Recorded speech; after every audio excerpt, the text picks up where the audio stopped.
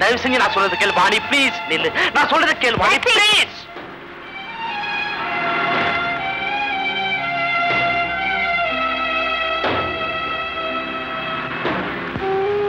Aunty, if I am not curious, அவர் யாருன்னு நான் தெரிஞ்சுக்கலாமா? நீங்க யாருக்காகவோ கண்ணீர் சிந்துறீங்க, யாரையோ நினைச்சு வேதனைப்படுறீங்க. உங்க நெஞ்சத்துல அந்த யாரோ தான் இருக்காங்களே தவிர நான் இல்லைன்னு. வேணு, வாணியை பத்தி எல்லா விவரத்தையும் விசாரிச்சிட்டேன். பெங்களூர்ல ஹோட்டல் சாணிக்கால அசிஸ்டன்ட் மேனேஜரா இருந்தாரு வாசு. அவர் கோவாக்கு டிரான்ஸ்ஃபர் ஆயிருக்காராம். அவருடைய ஆதரவுல தான் வாணி இருக்கா. வாசுக்கும் வாணிக்கும் ஏதோ தொடர்பு இருக்கிறதா ஊர்ல பேசிக்கிறாங்க.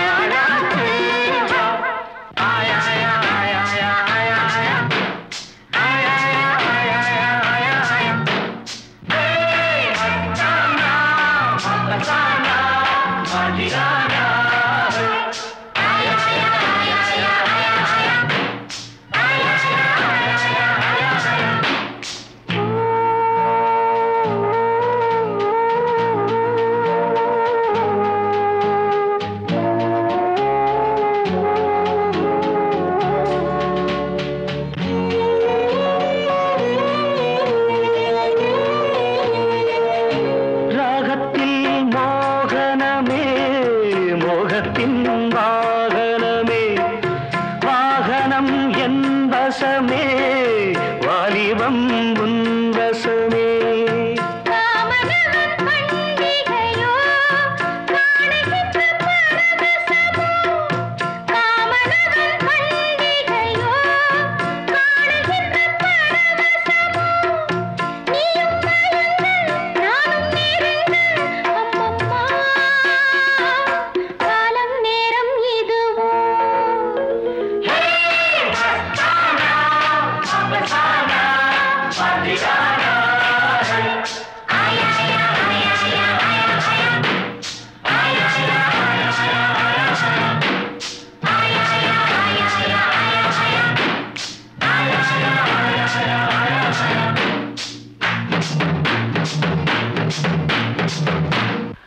வாணி,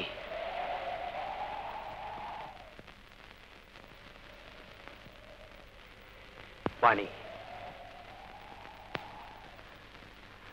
வாணி உன்கிட்ட சொல்லாம இந்த ஊரை விட்டு போனதுக்காக இப்ப நான் மன்னிப்பு கேட்க வரல.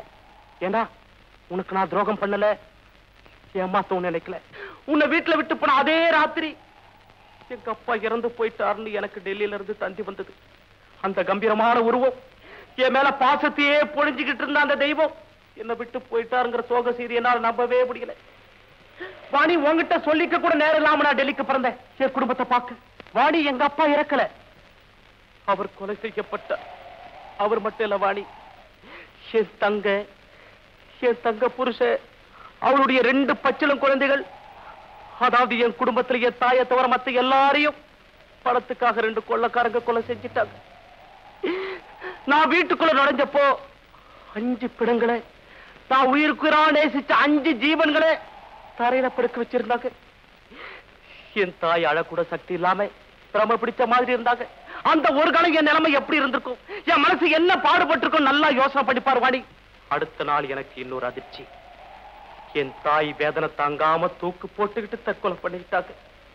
என்ன பெத்தெடுத்த அந்த தெய்வம் தூக்குல தொங்குறதை என் கண்ணால பார்த்த வாணி, கண்ணால பார்த்து. அவ்வளவுதான் எனக்கு தெரியும். நான் கண் பிடிச்சு பாக்குறப்போ ஒரு மனநோய் ஆஸ்பத்திரியில இருந்தேன். எனக்கு புத்தி பேதலிச்சு போச்சுன்னு சொன்னாங்க. 9 மாசம் பல பெரிய டாக்டர்கள் போராடி என்ன பழைய நிலைமைக்கு கொண்டு வந்தாங்க. வாடி, எனக்கு புத்தி தெளிஞ்சதும் ஒரே நாள் அனாதை ஆயிட்டு எனக்கு ஆதரவு தர யார் இருக்காங்கன்னு யோசனை பண்ணி பார்த்தேன். சத்தியமா சொல்ற வாடி, ஓ முகம்தான் என் கண் முன்னால தெரிஞ்சது. அதுதான் நான் மேல வச்சிட்டு இருக்கிற தெய்வீகமான அன்பு. அது உன்னால புரிஞ்சுக்க முடியலனா அது என்னுடைய துர்பாக்கியம் தானே தவிர வேற ஒன்று இல்லை. ஆல் ரைட், நான் வரேன்.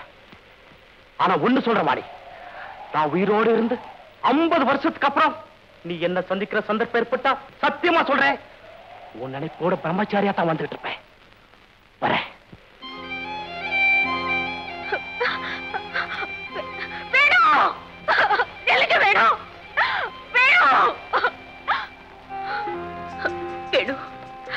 மறுபடியும் என்னை விட்டு போயிட மாட்டீங்களே?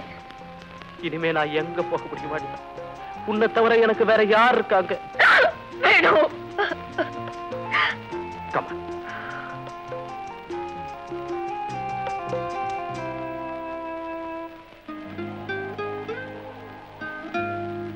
ஹலோ வேணு, உங்களுக்கு கிடைக்க வேண்டிய பரிசு உங்களுக்கே கிடைச்சிருச்சு. வாணி, நீங்க எப்பவும் சிரிச்ச முகத்தோட சந்தோஷமா இருக்கணும்னு மனப்பூர்வமா வாழ்த்துறேன். Good luck and good night. வர வேணும். தேங்க்யூ. வேணும், ஒரு நிமிஷம் பிளீஸ். வாசு, வாசு, நான் போயிட்டு போறேன். வாசு,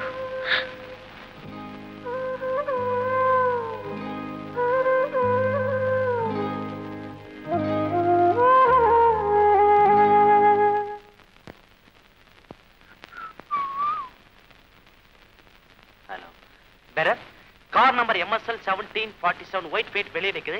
டிக்கெட் திறந்து இதெல்லாம் கொண்டு போய் வை.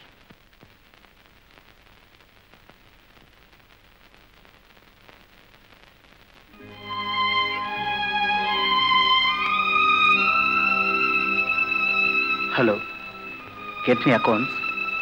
Vasi here. 313 வெக்கெட் ஆயிடுச்சு. அந்த பில்லை என் அக்கௌண்ட்ல சேர்த்துருங்க. நானும் அந்த பில்லுக்குரிய பணத்தை நான் தான் கட்டணும்.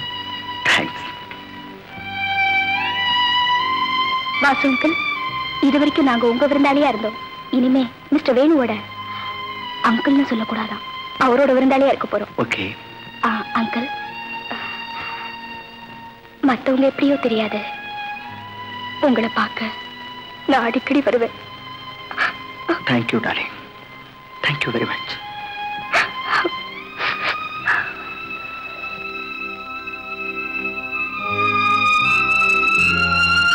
Hello aunty. ஹலோ வேணு, இவர் பேர் Vimal. Hello young saab, please to meet you. So bye. வாயா விக்டர். அதாங்க என் பேரு. ஆனா நான் ஒரு தப்பு செய்யலீங்க. தப்பா? ஆமாங்க, கேரேஜ்ல வேலை பார்த்துக்கிட்டு இருந்து என்ன உங்க டிரைவர் சிமெண்ட் மூட்டை மாதிரி தூக்கி கொண்டு போட்டாருங்க. நான் தாயா கூட்டிட்டு வர சொன்னேன். கூட்டிட்டு வந்தா பரவாயில்லையே, சுமந்துட்டெல்லாம் வந்தாருங்க. ஐயா, எங்க மகனை பத்தி விவரம் எல்லாம் உங்களுக்கு தெரியுமாமே, இப்ப அவன் எங்க இருக்கான்? சத்தியமா சொல்றேங்க, உங்க மகனை பத்தி எனக்கு ஒண்ணுமே தெரியாதுமா. விக்டர், நீ போய் சொல்ற. இல்லைங்க, இப்ப அந்த பழக்கத்தை விட்டுட்டேங்க.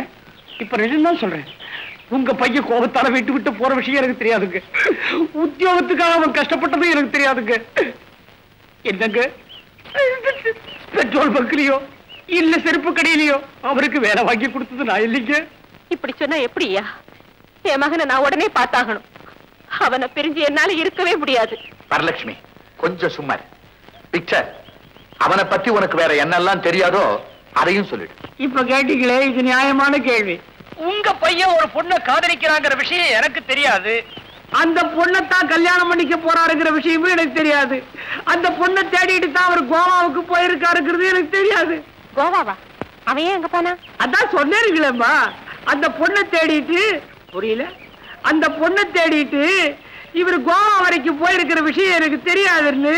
அப்ப அவன் கோவாவில தங்குற இடமும் உனக்கு தெரியாது? தெரியாதுங்களே விமலப்பா. ஏங்க, அவர் பேலஸ் ஹோட்டல்ல தங்க போறேங்கிற சங்கதி என்கிட்ட சொல்லிட்டா போனாரு. Palace hotel? சரி, நீ போலாம். சந்தோஷம். என்னங்க, தற்செயலா ஒரு சமயத்துல உங்க பையனை நான் பார்க்க வேண்டி வந்துச்சுன்னா நான் நிச்சயமா சொல்லுவேங்க. உங்க அப்பா அம்மா 2 பேரும் உள்ள பிரிஞ்சு துயரத்துல சோத்தையே மறந்துட்டு டீயும் பிஸ்கோத்துமா தின்னுட்டு இருக்காங்க. சரிதானுங்களா? வண்டி எடுப்பா.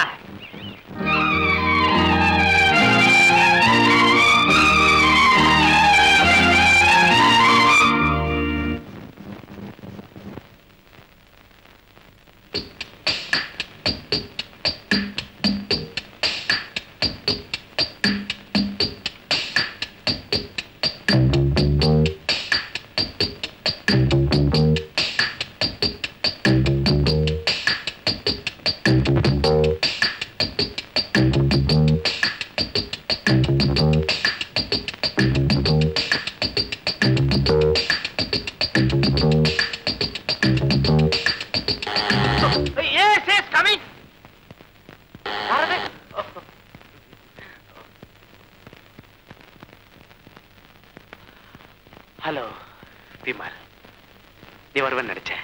வேணும் சார், அப்பா கிட்ட இருந்து தந்தி வந்திருக்கு. இந்த மாசம் 16ஆம் தேதி எனக்கும் வசந்திக்கும் கல்யாணமா. எல்லா ஏற்பாடும் பண்ணிட்டாராம். வசந்தி வசந்தி, உன் பாய் ஃப்ரெண்ட் வந்திருக்கான் பாரு. ஹலோ விமல். வசந்தி, நீ நான் ஆண்டி 3 பேரும் உடனே பெங்களூர் புறப்படணும். பெங்களூருக்கா? எதுக்கு? ஆமா ஆண்டி, டெலிகிராம் அப்பா கொடுத்திருக்காரு. வசந்தியை நான் கல்யாணம் பண்ணிக்க அப்பா சம்மதிச்சிட்டாரு. இந்த மாசம் 16ஆம் தேதி நல்ல நாளா, முகூர்த்தம் கூட நிச்சயம் பண்ணிட்டாராம். வசந்தி, கங்க்ராட்ஸ். பாத்தீங்களா, கல்யாணம் சொன்னதும் வெக்கப்பட ஆரம்பிச்சிட்டா. That's natural.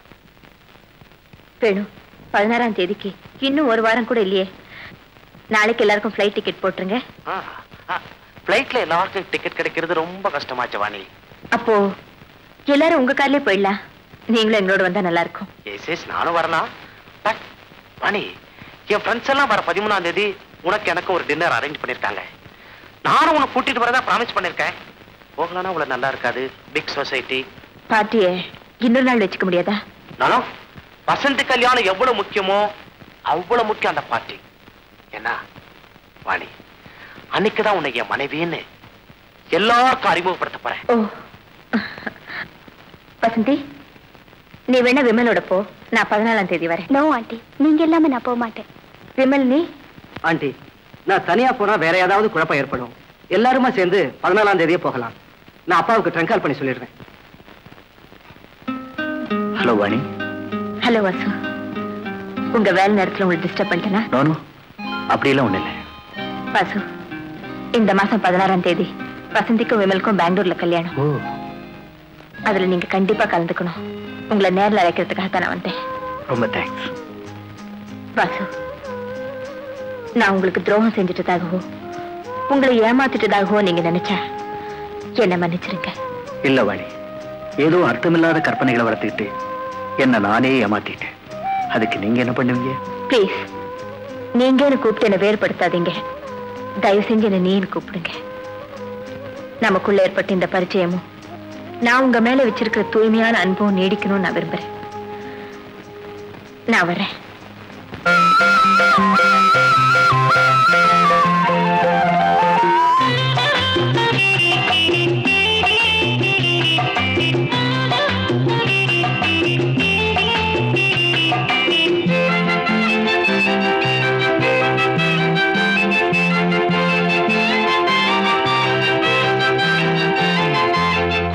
மலரில் வழிந்த ரசத்தை உறிஞ்ச துடிக்கும் உதடு இருக்க ஓடியதென்ன, பூவிதழ் மூடியதென்ன, என் மனம் வாடியதென்ன.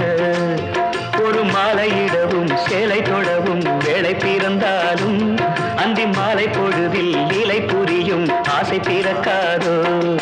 குறிஞ்சி மலரில் வழிந்த ரசத்தை உறிஞ்ச துடிக்கும் உதடு இருக்க ஓடியதென்ன, பூவிதழ் மூடியதென்ன, என் மனம் வாடியதென்ன.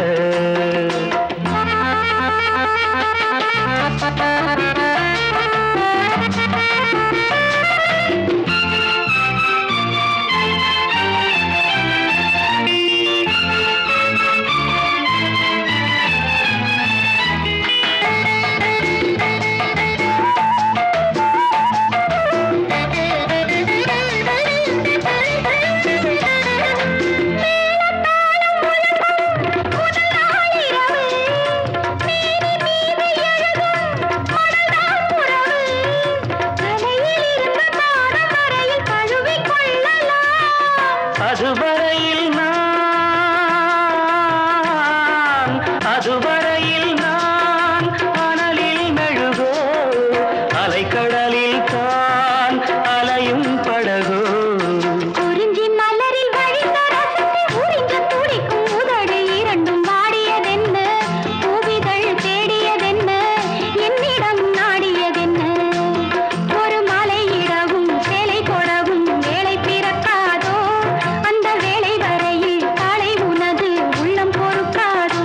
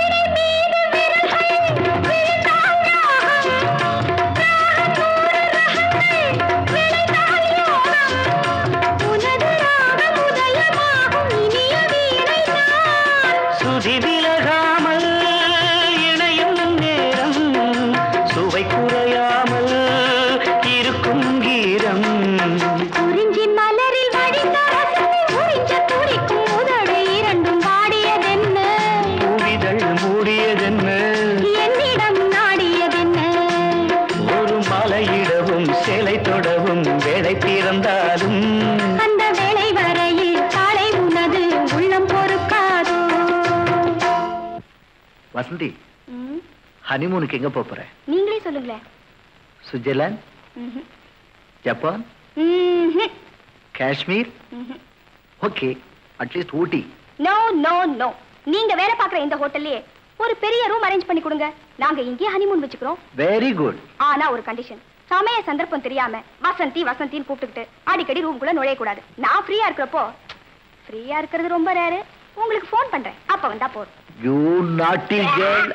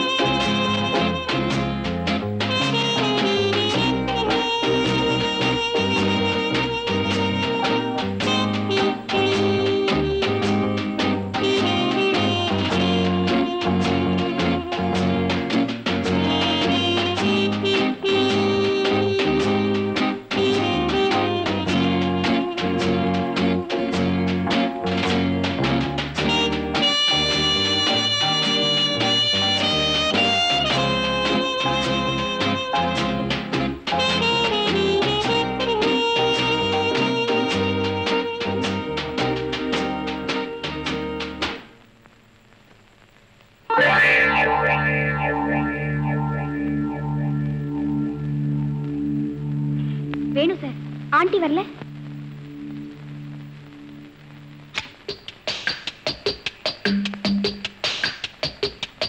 வேணும் சார், ஆண்டி எங்கே?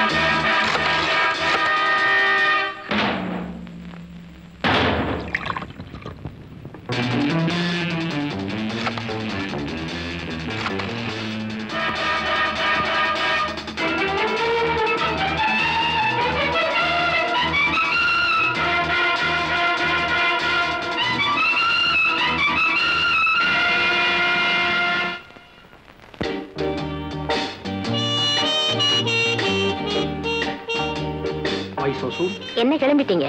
ஹலோ, என் நீஸ் எனக்காக சாப்பிடாம வீட்டுல காத்திருப்பா. அவளை சாப்பிட சொல்லி போன் பண்ணிட்டு வரேன். ஓகே?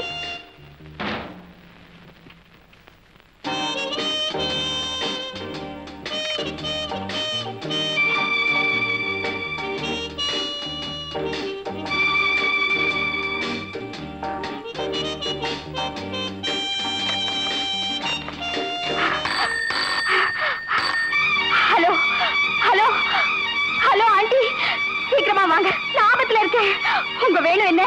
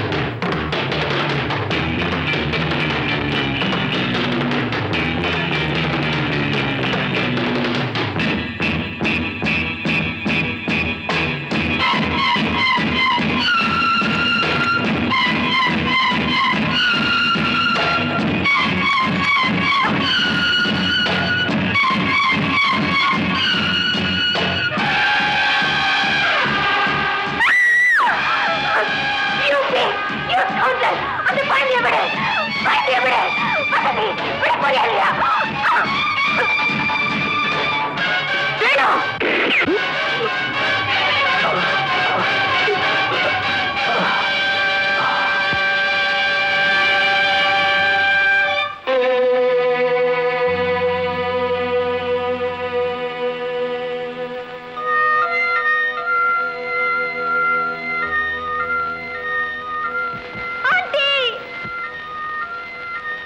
உன்னை காப்பாத்திட்ட வசந்தி, பயப்படாத, தைரியமா இரு. இனிமே உனக்கு எந்த ஆபத்தும் வராது.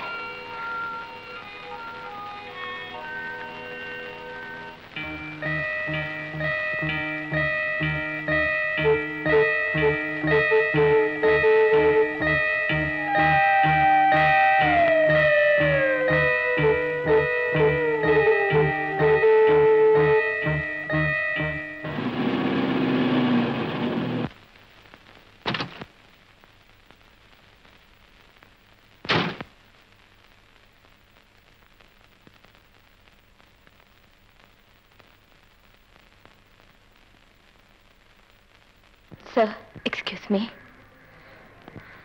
1 minute.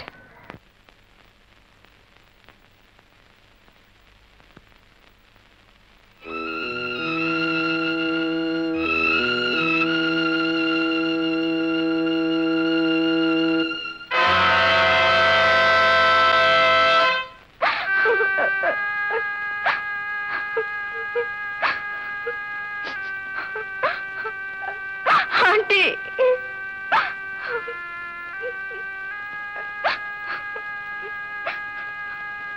அழாதம்மா, அழாத. நாளை காலையில பிள்ளைங்க எல்லாரும் பெங்களூர் போக போறோம். அங்க உன் கல்யாணம் அமோகமா நடக்க போகுது. அது வரைக்கும் எங்க நடந்ததை யார்கிட்டயும் சொல்லக்கூடாது. விமல் கிட்ட கூட சொல்லக்கூடாது. எனக்கு சத்தியம் பண்ணி கொடு. ஆண்டி, சத்தியமா யார்கிட்டயும் சொல்ல மாட்டேன் aunty.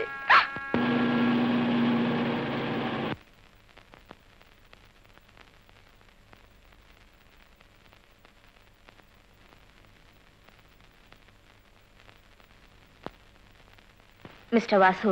He has gone out. Oh, can I have pen and paper? Vasu, நான் ஊருக்கு புறப்படுறதுக்கு முன்னால உங்களை சந்திச்சு நிறைய விஷயம் சொல்லிட்டு போகணும்னு நினைச்சேன். ஆனா அது முடியாம போயிடுச்சு. அது என்னுடைய துரதிருஷ்டம். நான், வசந்தி, விமல் 3 பேரும் பெங்களூர் போயிட்டு இருக்கோம். கல்யாணத்துக்கு நீங்க நிச்சயம் வருவீங்கன்னு எதிர்பார்க்கிறேன். முடிஞ்சா அங்க சந்திப்போம்.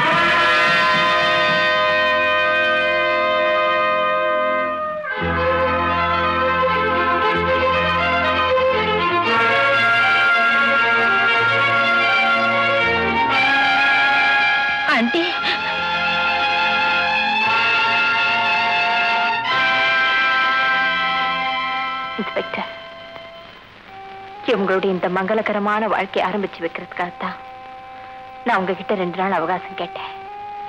சட்டத்துக்கு புறம்பா ஆனா துணிச்சலா உங்க உத்தியோகத்துக்கு ஏற்படக்கூடிய அபாயத்தையும் பொருட்படுத்தாம பெரிய மனசு பண்ணி என் வேண்டுகோளுக்கு நீங்க சம்மதிச்சீங்க.